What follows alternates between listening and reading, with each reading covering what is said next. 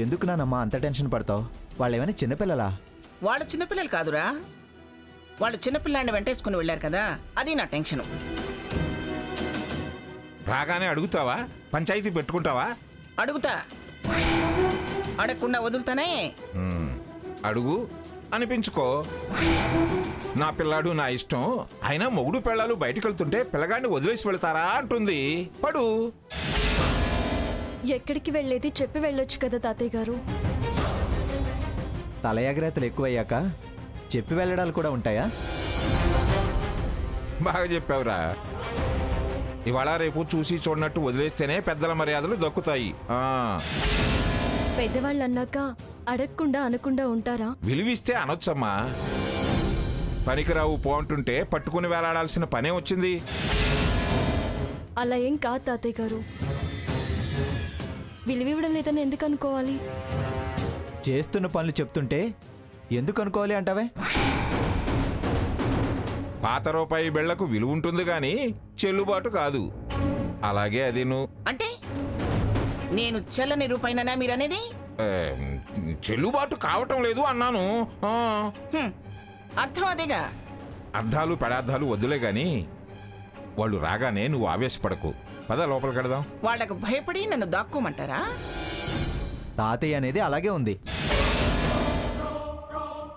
రఘు, నువ్వు అమ్మమ్మ గారికి కోపాన్ని పెంచొద్దు. అదిగో వాళ్ళు వచ్చినట్టున్నారు గాని నువ్వు మామూలుగా మాట్లాడు, రంకెలైకు. మీరు మౌనం పాటిస్తే మంచిది. ఎక్కడికి వెళ్ళారా? షాపింగ్కి. ఆ విషయం మీ చేతుల్లో ఉన్న కవర్లు చెప్తున్నాయి గాని చెప్పెళ్ళొచ్చుగా. అక్క, నాకు తల పగిలిపోతుంది. ఆకలికేమో. ఏమనుకోకు, కాస్త అన్నం ప్లేట్లో పెట్టివ్వవా?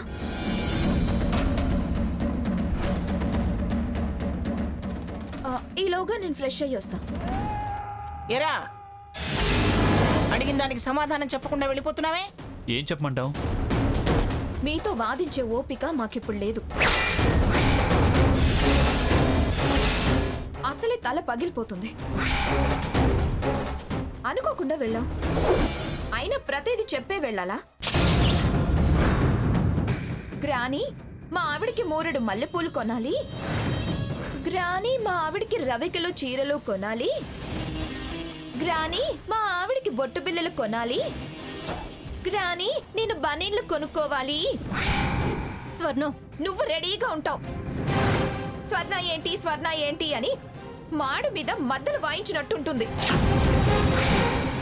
మన వయసు వాళ్ళని చిలక గోరింకల్లా తిరగండి అంటారే కానీ ఈ వివరాలు అడగడం ఏంటి? చాదస్తం కాకపోతే పద బావా.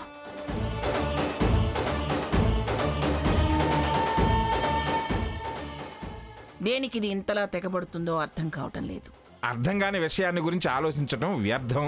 పద లోపలికి.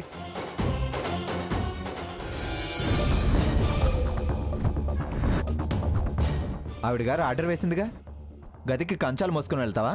ఆకలి తలనొప్పి అంది కదా, పాపం కదా. తిరిగినంతసేపు లేని తలనొప్పి తిరిగి వచ్చాక వచ్చిందా? అంతా నాటకం. ప్రతిదాన్ని అలా తీసుకోకు. అది చేసే పనులు నీ కోపం తెప్పించొచ్చు. మరీ అలా ద్వేషించుకు రఘురాం. నీకు చెప్పడం కన్నా ఏదైనా రాయికి చెప్పడం మేలు.